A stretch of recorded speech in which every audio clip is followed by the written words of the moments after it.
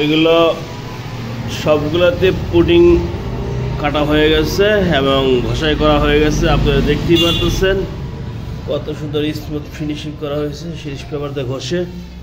তো সাধারণত যারা আছে রং করার পূর্বে এইভাবে ঘষে না, আমরা এটাকে মেশিন দিয়ে এবং হাতে সম্পূর্ণ ঘষে এই পুডিংগুলো এগুলো যদি দেখে একটু ভিতরে দিয়ে দেখাই,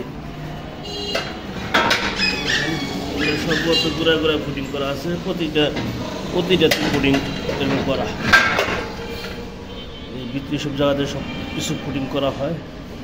এইগুলো পুডিং মারা হয় যাতে করে দেখা না যায়, ওয়ার্ল্ডিংয়ের স্প্রুগুলো না দেখা যায়। এগুলো সবগুলো দেখেন, সবগুলোতেই আমরা এগুলো পুডিং করে। এরকম না যে আপনাদেরকে ভিডিও করার জন্য একটা দেখাচ্ছি এরকম না।